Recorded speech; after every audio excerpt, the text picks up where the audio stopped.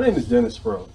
If you've been involved in an accident, call me and I'll fight for you. I'm not an actor or a celebrity spokesperson. I'm a real trial lawyer, and I'll appear before real judges and real juries on behalf of people with serious injuries. So when I say I'll fight for you, I mean it, and I'll back it up.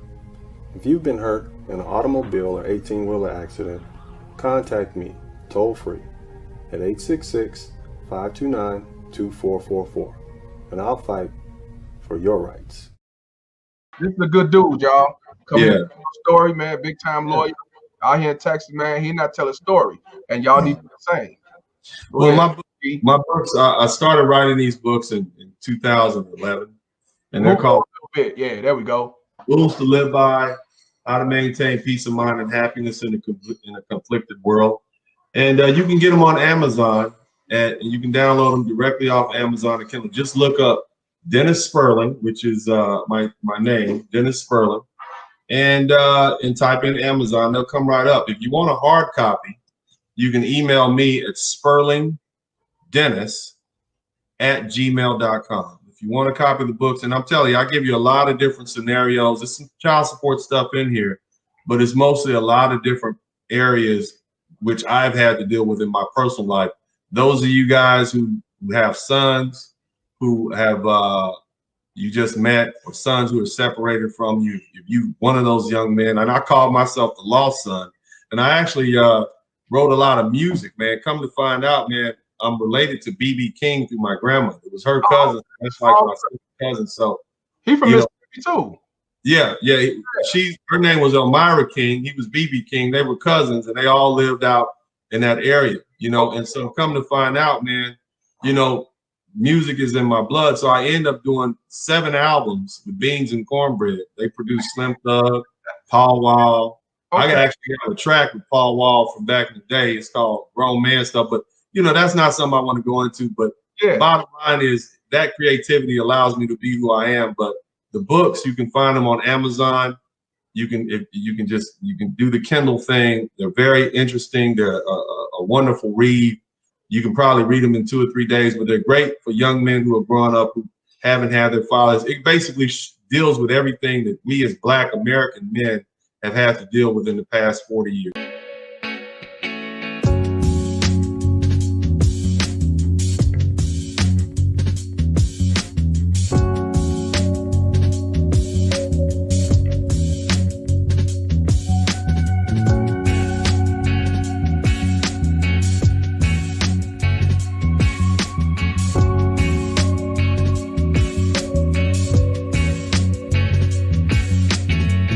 Man, I was like, man, I was checking you out.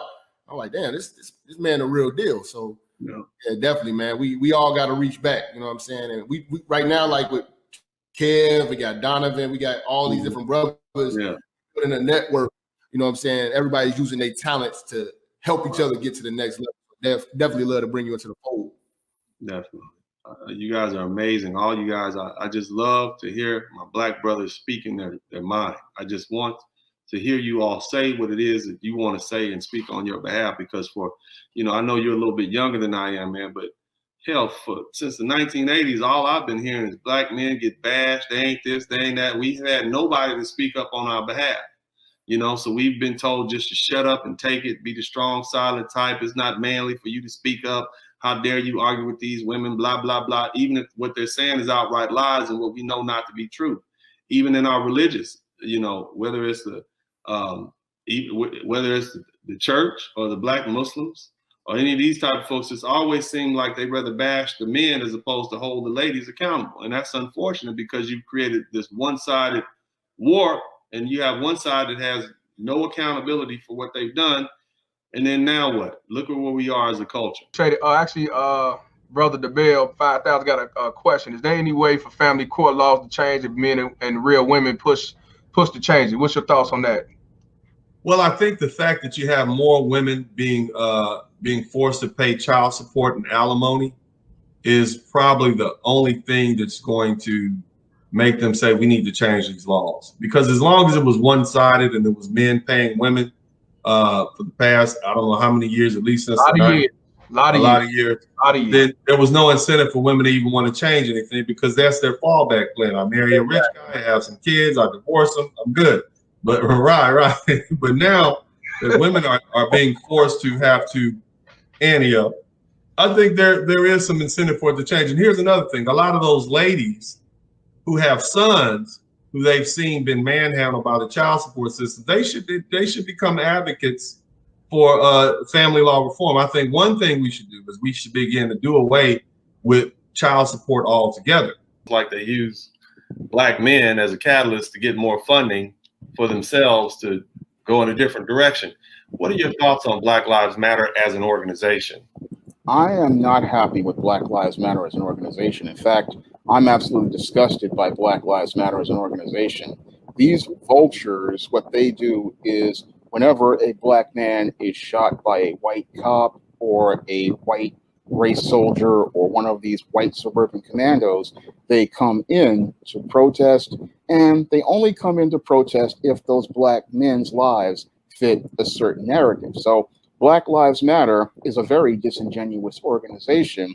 It talks about marching and protesting, but if we look at who they're marching and protesting for, oftentimes it is, again, Black men who are Pookies and Ray Rays who are shot and killed by a white police officer, a race soldier, or one of these white suburban commandos. They go out here, they kick up a fuss with this protesting, and they really are not anything about Black men or Black men's issues. Because when I look at Black Lives Matter, they don't talk about Black men's issues.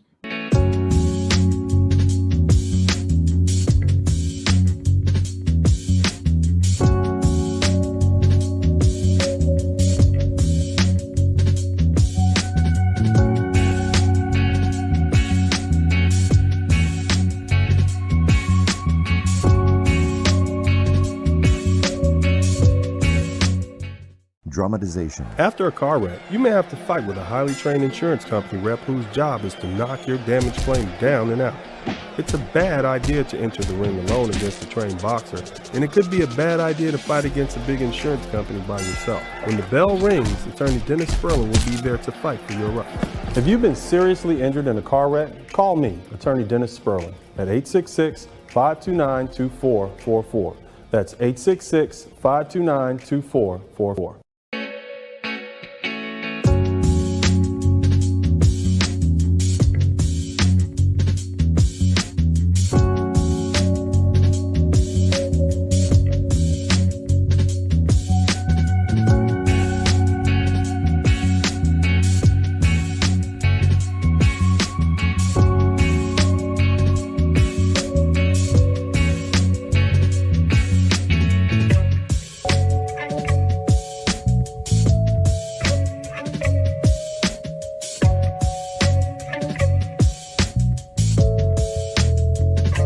Hey, what's up, everybody? If you appreciate the format and you appreciate what we're doing here, then make sure you contribute to the Cash App, make sure you contribute to the PayPal, make sure you donate to the Super Chat. It's only you and your contributions that keep this thing going. Thanks.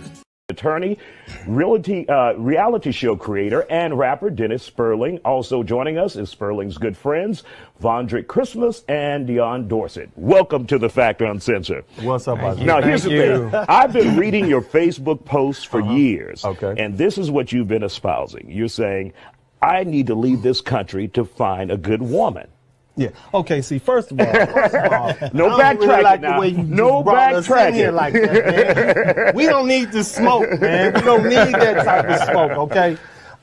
What happened was I got divorced, and I looked around and I said, you know, I want to change, you know, and I never really traveled. I went to school. These guys went to school with me, and they know all we did was study. And so I got married. That didn't work out. I got divorced, and then I said, well, you know what? Let me get a passport and see what that's like. So I started traveling overseas. I went to the Dominican Republic, Jamaica, all over London, Europe, things that I had never done before, and I liked it, and I liked what I saw, and I enjoyed myself. And when I did decide to date, I got treated like a king, so I go where I'm celebrated. You know, and that's basically it. You're not celebrated here in the United States like you want to be. Okay, see, what had happened was I got divorced. You know, but I'm gonna be honest with you guys. My Facebook posts are real, but really they're the feelings that a lot of African American men and men in general feel. They say, look, the juice is not worth the squeeze. I work all my life. I do everything I can to please my wife, and then she divorces me. 70% of marriages are brought to divorce by the women in those relationships. So clearly people aren't happy. Look at the marriage rate. Look at the depression rate that we have. I think people need to get out a little bit more. But more importantly, you know, it's something that I like. These guys, I know that they don't feel the same way I do, because my Facebook page has a diverse group of guys with different ideas. And so this is just what works for me, you know? And so what works for you guys? So I would say that and then it depends on what type of And man is you are. anything wrong with that? Nothing. Requiring more? No, it's nothing wrong with that at all. It's just, you know, those expectations seem for some guys maybe a little bit much. I argue all day, and I don't have time to come home and argue. And so that's what you get with I don't you perceive to be an American woman.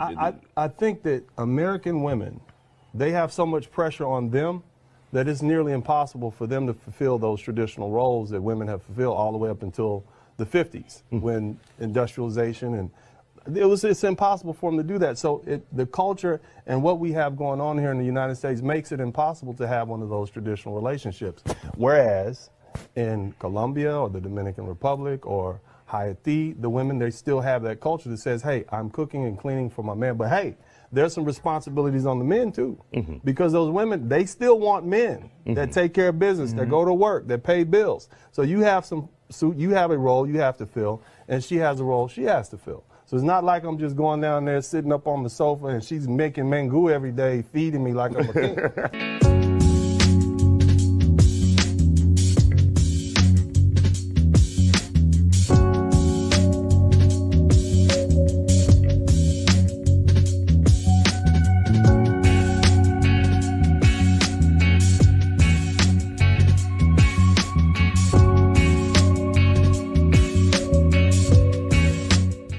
You never get flack from, I hate to say it, man, but you're a successful brother.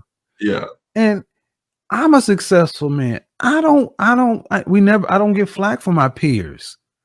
I don't get flack from guys that are up here doing the things we're doing, regardless of where the comment is. You tend to get flack from guys who are not where they want to be. Right. And it's like, look, man. And here's one thing that's unique about the Black community.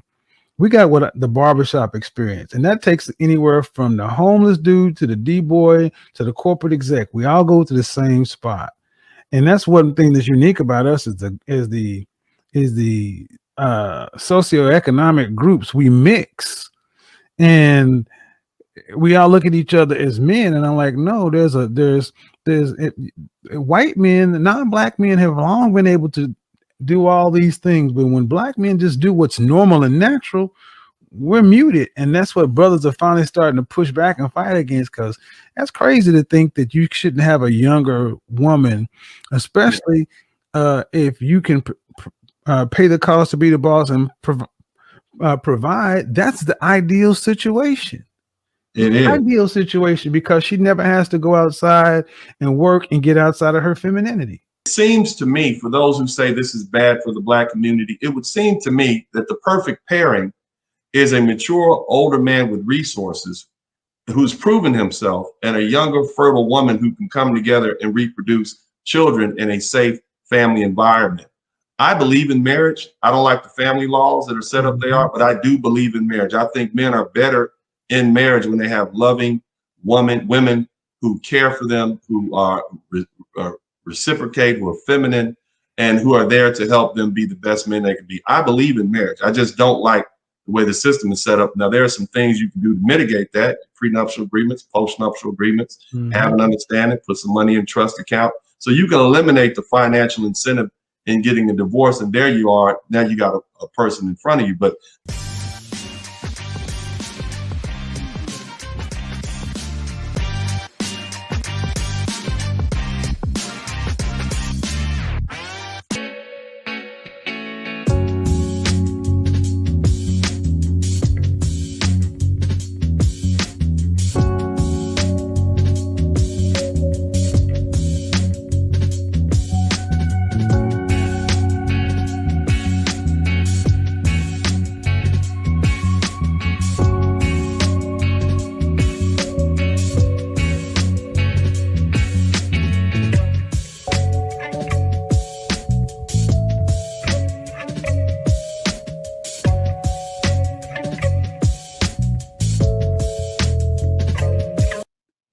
I'm glad that we actually got a high value man. Shout out to Kevin Samuels. I'm not sure if you've been following the high value movement, but you know what I'm saying, you definitely would fit that description. I mean, a lawyer, you know what I'm saying, you went about it the right way. You're married. Unfortunately, the marriage didn't work out, but you got to do what you got to do.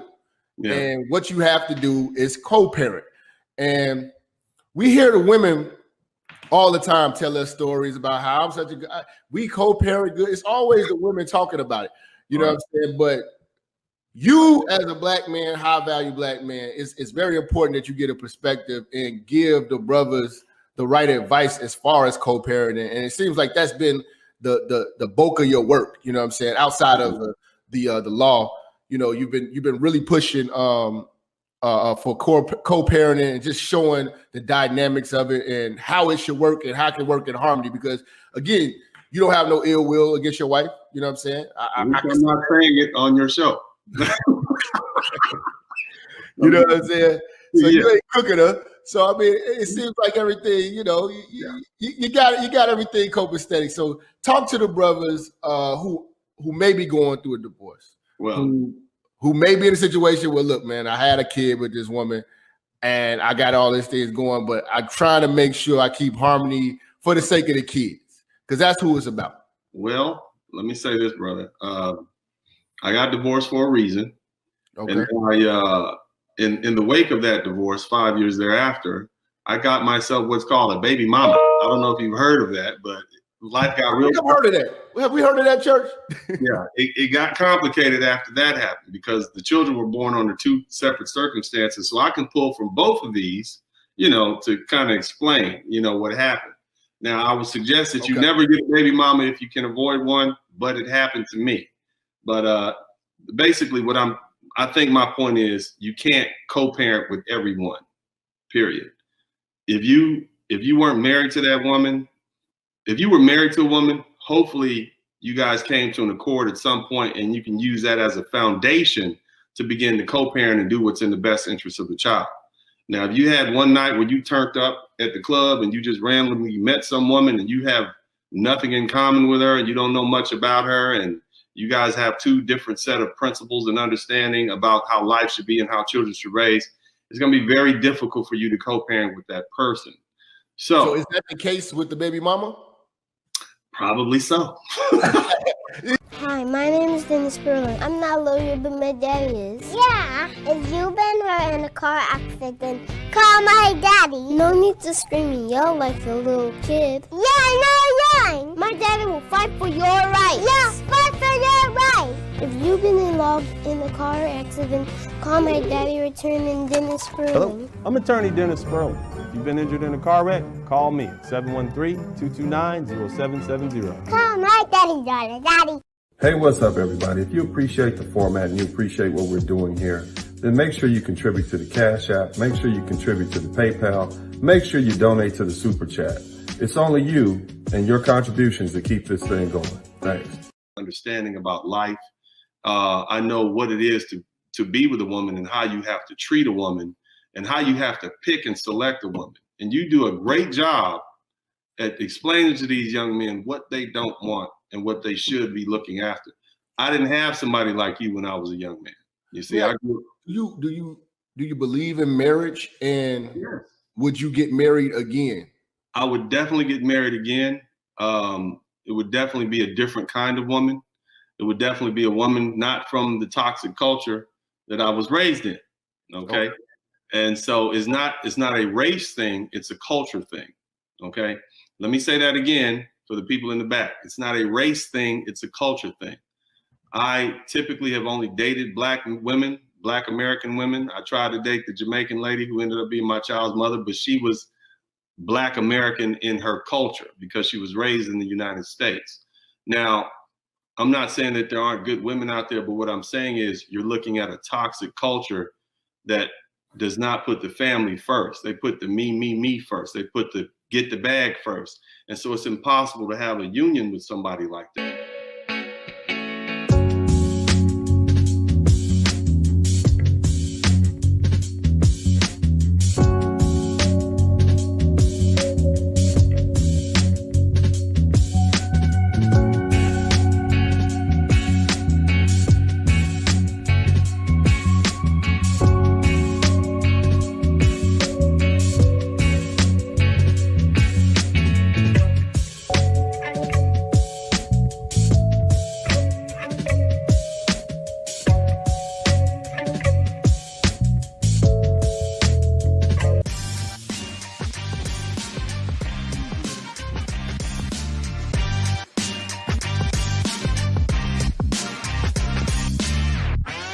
And we got a lot of stuff going on politically. And the question that I presented today for the brothers here is, this is my statement. Just because Trump has been voted out doesn't mean that the show is over. 70 million fervent followers voted for him in 2020, despite knowing all of his shortcomings. Trump is a symptom. He is a reflection of how nearly one half of Americans feel. How does this affect Black men? Let's talk about it.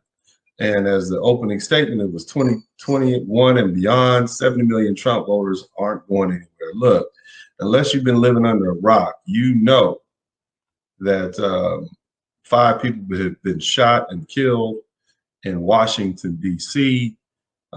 As of now, related to the protest outside the Capitol building. One of them is this gentleman, Benjamin Phillips. He basically runs a Trump website, pro-Trump website called Trumparoo, where patriots can mobilize against the corrupt, communist, Marxist, scummy Democrats. Here's another one.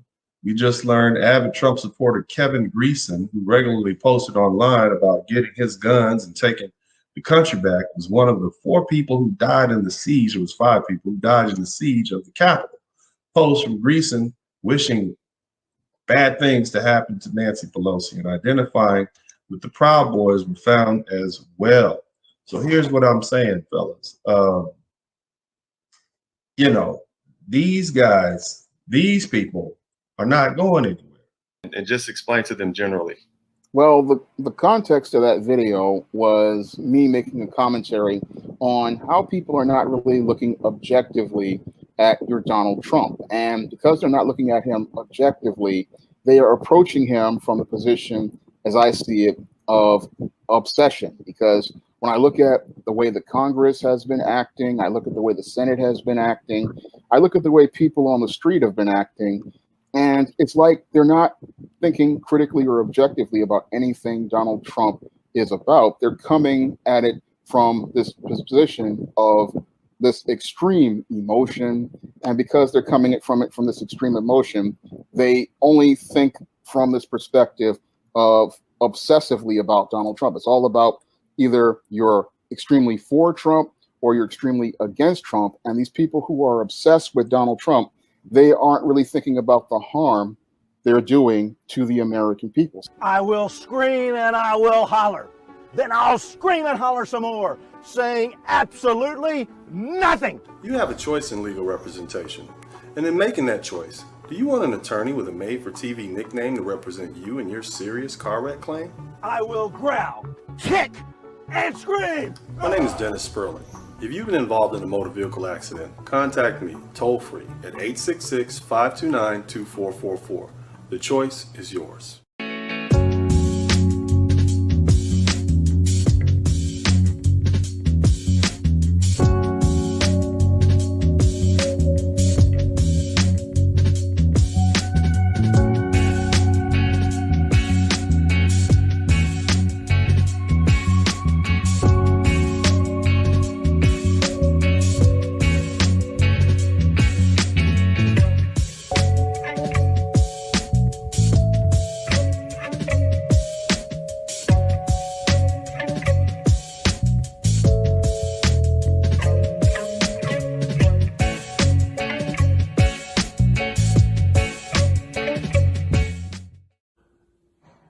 Thank you, everybody, for your contributions. I appreciate it. Let's keep it going. Donate to the Super Chat. Donate to the PayPal. Donate to the Cash App. It's your contributions and your donations that'll cause for this platform to grow. Let our voice be the voice, the preeminent voice in Black America. In 1992, I was a student at Graham Lake State University. And it was my second year. I was a sophomore, fresh out of South Central Los Angeles in the LA riots. Some of you may not even know anything about that, but basically it was a riots that came about as a result of a verdict where 4 police officers who were videotaped beating a black motorist named Rodney King were acquitted by a jury, an all-white jury at that. And as a result of that, the city exploded. But the explosion of the city didn't happen just because of the Rodney King verdict. It was a buildup over time. It was a buildup of people who were frustrated, angry people, angry black men, angry black women, but especially angry black men who had been taking it out on each other for years as a result of gang violence. And so, you know, that gang violence came about because they were already angry when they left their homes. These same black boys are abused, beaten, told them that they weren't shit, told that they're not gonna be shit, disrespected by their parents, dismissed. Some of them didn't have fathers at home. Some of them had abusive mothers. It was just a bad time. And the thing is, we had nowhere to go.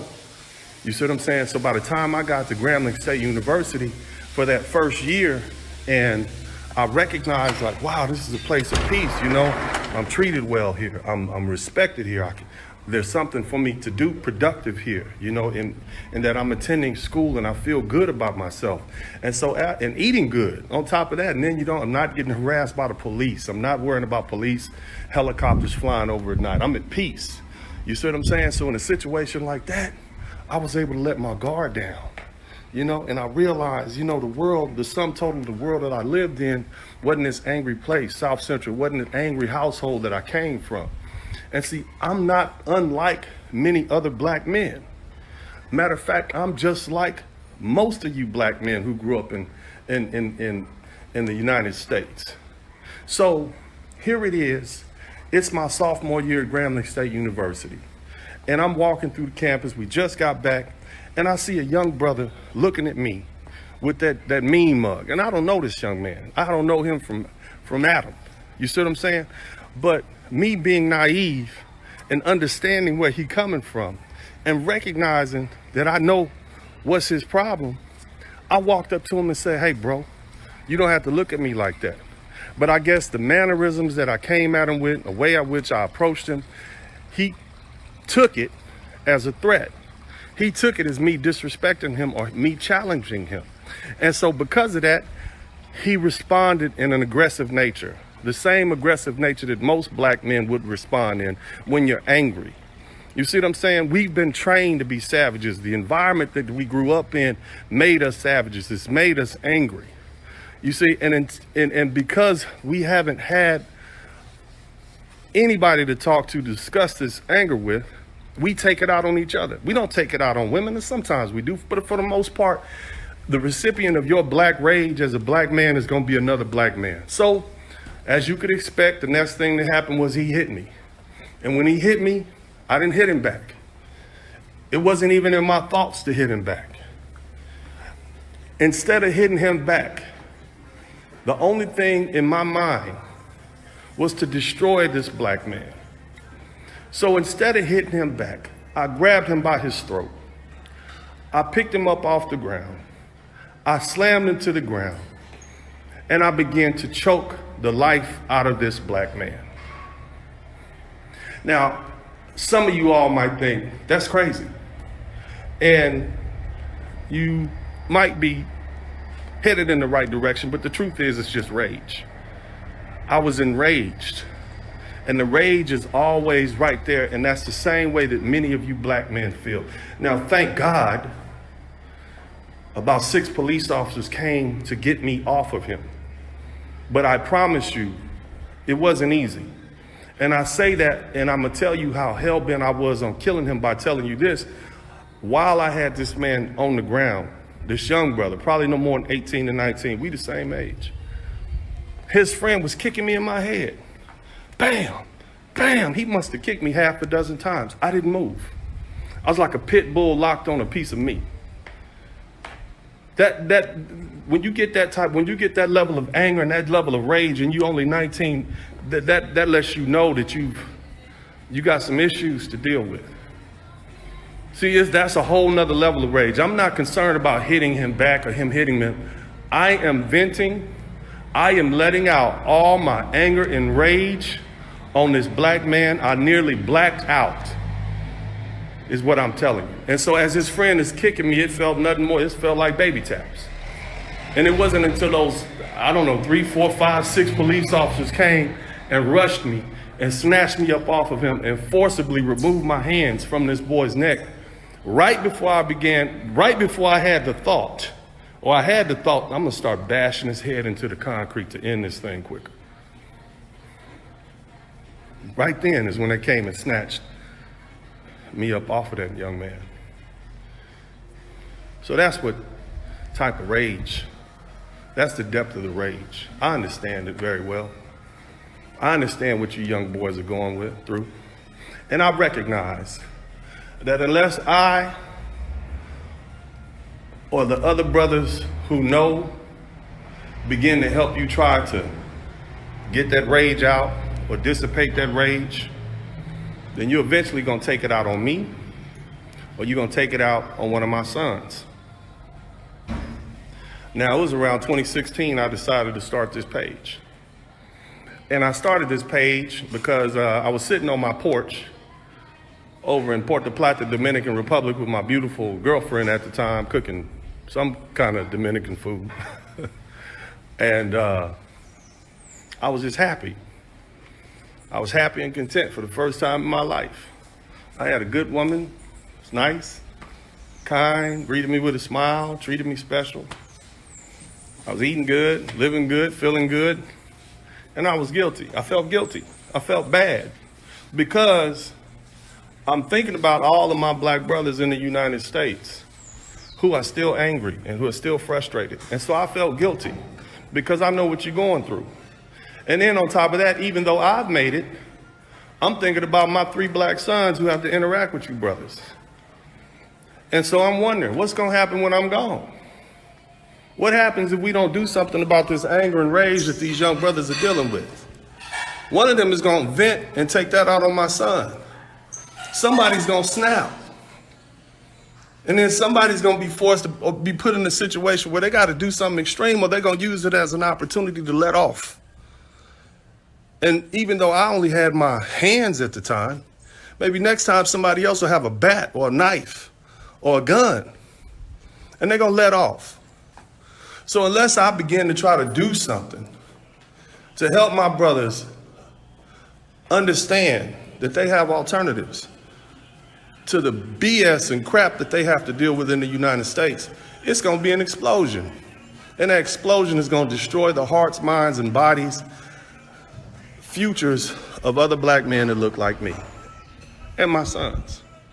So this page was designed so that my young brothers and my older brothers who are angry and who are frustrated and who are tired of how they're being treated in the United States and have been treated in the United States for about the past 400 years. We don't have any other outlets.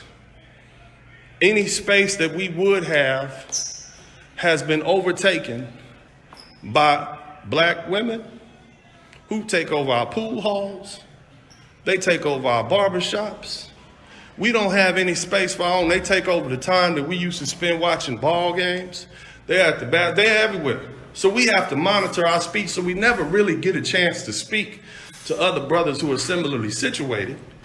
So we never actually learn how to deal with the stress and the anger associated with being a black man living in the United States. And then here's the worst part of it. Many of us didn't even have fathers in the household. So we didn't even get a chance to talk to somebody who might give us some direction on how to deal with our anger and our frustration. So now what? We grow up under women learning how to deal with stress and conflict from a female's point of view. So we have what? We have conflict resolution practices that women would use. And what do women do? They cry, they cuss, they attack, they blame. What else do? They put fault in other places. Does this sound familiar? Doesn't this sound just like what these brothers do? Huh? Ladies, you date black men, why you cheat? Oh, baby, you know, but he's shifting blame somewhere else. Why you not going to work? Oh, the white man is holding you down. You shifting blame somewhere else. Why is that? It's because they don't understand how to deal with the world as it is. And then on top of that, they just get frustrated. And then the next thing you know, ladies, they going upside your head because they're mad because of the circumstances. And then they take it out on you. And then what do? You call the police. You call them and put them in jail. And then you go get them the next week out of jail because you need them to come back home to go to work. And so it's a cycle. And then he smokes weed to try to relieve that stress. He self-medicates, and now he got a record from getting arrested. Now he can't get a job, and that just leads to more frustration. You see this cycle, ladies? You see this cycle? And then he knocks you up and gets you pregnant because he don't have nothing else to do. There's no power anywhere else for him. There's no other place for him to put his frustration other than into your body. And so now you got you frustrated, he frustrated, but you pregnant. And now you got more responsibilities coming, so that's going to lead to more stress. All because of these unresolved anger issues. So yeah, I started this page out of feelings of self-preservation. Don't get it twisted, fellas. I'm doing this so that I don't have to deal with you in the future. I'm doing this so my sons don't have to take one of you brothers out in the future, or y'all take one of them out. That's why this page is here. This is all I can do, isn't it? I can't get on MSNBC or Fox News or CBS Nightly News and broadcast to the entire United States that black men are frustrated and they're angry because of the situations, the circumstances in which they were raised. Nobody wants to care. Nobody cares. Matter of fact, if I get on there and start talking about all the things that black men have to deal with, guess what's going to happen, ladies? You ladies are immediately going to challenge that and say, well, what about us? Just like you do in the barbershops, just like you do at the pool halls, just like you do at everywhere we go. We start talking about the issues that bother us. You usurp the conversation, take it over and say, well, what about us? Because if you're not the center of attention, if we're not talking about your issues, then we're insensitive, we're misogynist, we weak, we crybabies, we gay, we punks, we ain't real, we not strong. Man up, get on back out there. And you wonder why there's so many black men killing themselves. You know, the teen suicide rate for young black males has elevated substantially in the past few years. And then on top of that, if they're not killing themselves, then they're what? They're killing some other brothers. That's where that frustration is going. Because nobody wants to hear it. Because nobody lets them explain what's going on with them and helps them diagnose those problems. And that's why I'm here. And I don't do it by myself. I lend a voice to all these other black men that come to my page. And in total, it's over 12,000. And I let these brothers speak, and I cut and paste what they say, and I post it on my page with their name so that they can see that somebody else thought enough of what they had to say to post to somebody who's important, right? I'm a lawyer, I'm prominent, I got money, I got nice houses, I do pretty well for myself. Somebody important is listening to them, and somebody important is making other people listen to them. And here's the other thing. There are other brothers who read those posts who say, you know what? I feel the same way. I may not be able to have articulated myself as eloquently as that brother did, but I feel the same way.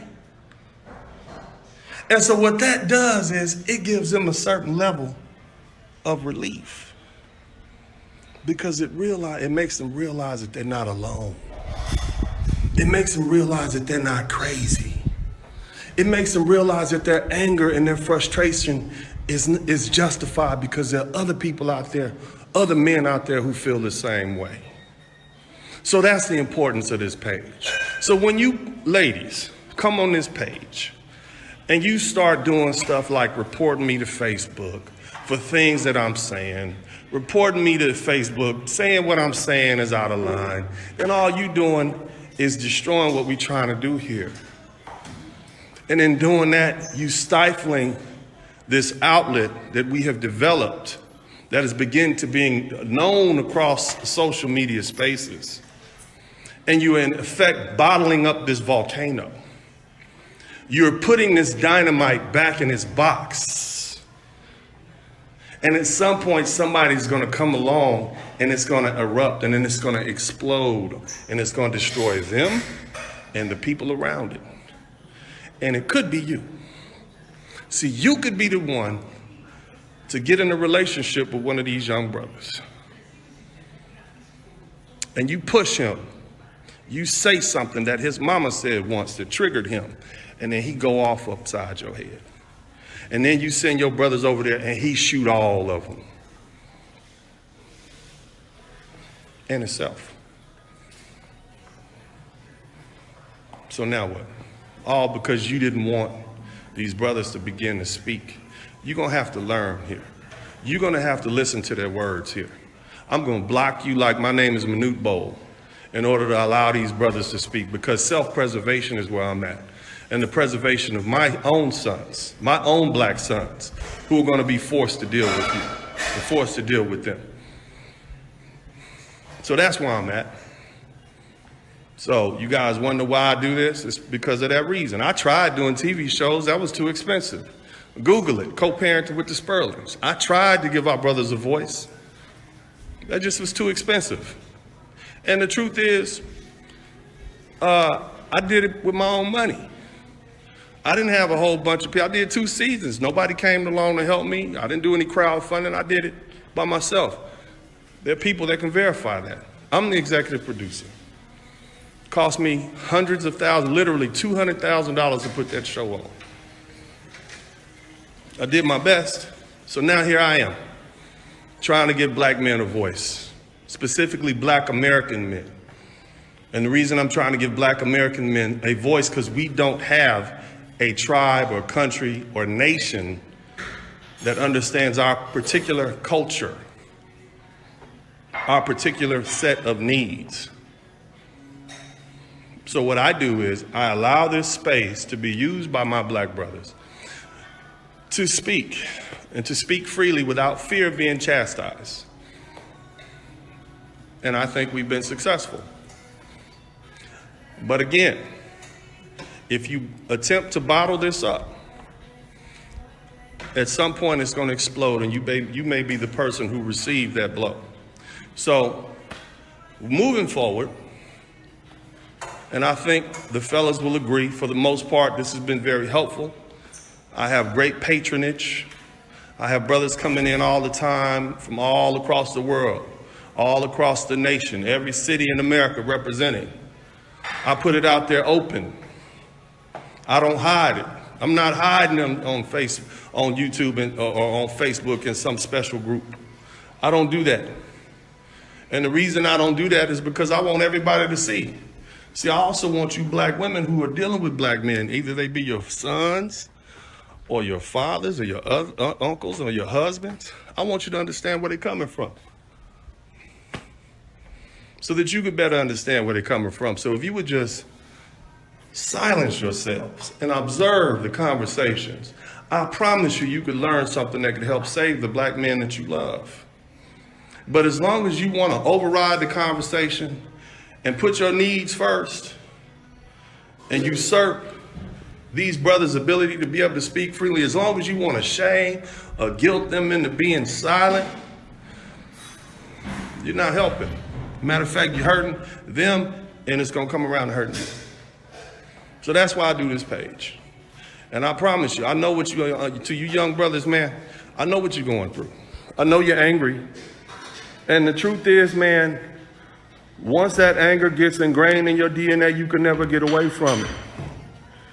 Which is why you got to put yourself in places and positions and around people that are not going to bring the worst of you out. You wonder why I come down to this beautiful island and come to this beautiful home that I have? Because I'm safe here. I'm at peace here. You wonder why I don't date black women for the most part from the United States, even though I'm very attracted to black women of all races and all colors? You want to know why? Because I know that they have that same sickness. I know that they come from that same toxic culture. And they're going to know just how to push my buttons in just the right way that will eventually push me to explode, just like so many brothers have. And that will also jeopardize my future and the future of my children. Now, some of you say, oh, whatever, well, how dare you? You sold out. You sold out because you don't want to date a black American woman whose mama and grandmama is from Alabama, Mississippi, Louisiana, Florida, Ohio, Texas, Arkansas, Oklahoma. I don't know. I think I disagree with that. I think I'm right. I think that God wants me to preserve my life and my ties to some sort of notions of racial loyalty, or some, not even racial loyalty, because a lot of you women don't even like brothers dating women from Africa. And we supposed to be black. A lot of you women don't even like brothers dating women from the Caribbean. A lot of you women don't like brothers dating women, you know, men or women who are Afro-Caribbean. And they just got off the boat one stop before we did. We the same people. So that doesn't make sense. In fact, I recognize what it is. You want us to just stay in that pit with you because you're angry. And you want to be able to lash out at us. We just got a circular firing squad. We just killing each other. So I'm gonna disagree with that logic. But either way, you do what you want to do. So you brothers up there in the US, man, look, be careful. Recognize who you are. Recognize that you have those issues. You're not cool. It's not cool. If you grew up in an abusive relationship, if you had to endure traumatic experiences, that has got to come out. Unfortunately, white Jesus ain't gonna do it. So as much as the people say, well, God bless you, I'm gonna pray for you, let's go to church, let's get back in tune with God, that's not gonna do it. You get turned up at the church. Somebody looking at you crazy at the church house and you go off. You mad at the preacher, ain't you? I already know, because you're looking for a reason to get mad. That's how I was. That's how that other boy was that I got in a fight with. He was looking for a reason to get mad. He was looking for a reason to lash out. Because hurt people hurt people. Don't we know that already? So you got to separate yourself from those things, from those persons, places, things, and circumstances that are going to cause you to get turned up. You got to learn to deal with that. You have to find your peace of mind and happiness. You have to examine what the source is. And when you do, you can begin to heal yourself. But most importantly, recognize, brothers, that this page is for you to vent. I will do my very best to protect you. I will not let other brothers disrespect you. I will not let women come on here and shame you. You are allowed to speak your piece. That's all I'm saying. Whoever you decide to date, whoever you decide to marry, whatever beautiful woman, whatever place on this planet that you decide to pick your fruit and to bear your children, I'm cool with it, brother. You do what you got to do to survive. Because see, my most important thing is making sure I don't have to deal with you in the future. Making sure my sons don't have to deal with you in the future because you done burst out into an angry rage. So you do what you got to do to survive. I'm not going to limit you. This whole earth is yours. You're not bound to live in the United States in the community that you grew up in. You're not bound to go back to the community. I would appreciate it if you would spread the good word and tell brothers there are other opportunities out there for them so that they don't feel trapped. Because part of that anger is frustration and feeling that they don't have an outlet and there's nowhere to go and this is the end all, the be all. So unless I shoot this black man and sell this dope or rob these people, if I don't get that scholarship to go to that Big Ten school or whatever school, then I'm not going to make it out the hood. So what I'm saying is you can help them by sharing your experiences and letting them know, man, it's okay. I understand where you're coming from. I know why you're angry. We're going to get through this together. And I'm talking to you not as a professor or as a lecturer. I'm talking to you as your brother. I'm talking to you as a father. I'm talking to you as an uncle that many of you all didn't have. And that's it, man. That's my sincerest, most honest reasons for this, man. I love y'all boys, man, and I want to see you ball. I want to see you do well. I want to look at 60 years old, man, and say, you know what, man, you know, and some of y'all might come, man, I saw one of your speeches on YouTube, Facebook. I appreciate that, man. That make me happy, man, because that means I did something to help. You know what I'm saying? I gave back something that I could, you know, that's it.